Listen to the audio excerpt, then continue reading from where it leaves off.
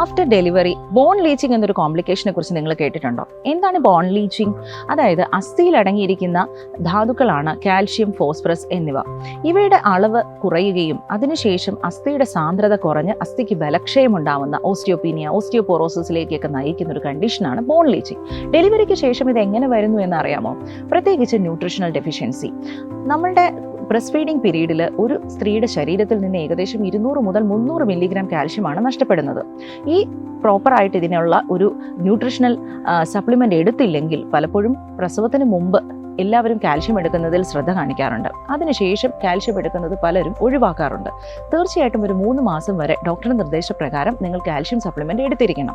അതുപോലെ തന്നെ breast feeding സമയത്ത് നമ്മളുടെ ഈസ്ട്രജൻ്റെ ലെവൽ വളരെ കുറവായിരിക്കും. ഇത് ബോൺ പ്രൊട്ടക്ഷനെ കുറയ്ക്കാനും ബോണിൽ നിന്ന് കാൽഷ്യം ലോസിനെ കൂട്ടാനുമുള്ള സാധ്യതയുണ്ട്. അതുകൊണ്ട് തന്നെ കാൽഷ്യം സപ്ലിമെൻ്റായി കൂടാതെ പാല് കുടിക്കുന്നതിനും അതുപോലെ തന്നെ ആഹാരത്തിൽ ഇലക്കറികൾ ഉൾപ്പെടുത്തുന്നതിലുമൊക്കെ നിങ്ങൾ ശ്രദ്ധിക്കണം. അതുപോലെ വൈറ്റമിൻ ഡിയുടെ ഡെഫിഷ്യൻസി ഉണ്ടാകാതിരിക്കുവാൻ ദിവസേന 20 മിനിറ്റ് നിങ്ങൾ സൂര്യപ്രകാശം കൊള്ളുവാൻ ശ്രദ്ധിക്കുക. അതുപോലെ നമ്മുടെ ആഹാരത്തിൽ സീഡ്സ്, പംകിൻ സീഡ്സ് മുതലായ സീഡ്സിൻ്റെ ഉപയോഗം കൂടെ ഉൾപ്പെടുത്തുക. മാഗ്നീഷ്യം പോലെയുള്ള ലവണങ്ങൾ ധാതുക്കൾ നമുക്ക് ലഭിക്കുന്നതിന് ഇവ സഹായിക്കുന്നു. നമ്മളുടെ പ്രോപ്പറായ ഒരു സ്ട്രെസ് ഫ്രീ അറ്റ്മോസ്ഫിയർ ക്രിയേറ്റ് ചെയ്യുന്നതിനും നിങ്ങൾ ശ്രദ്ധിക്കുക.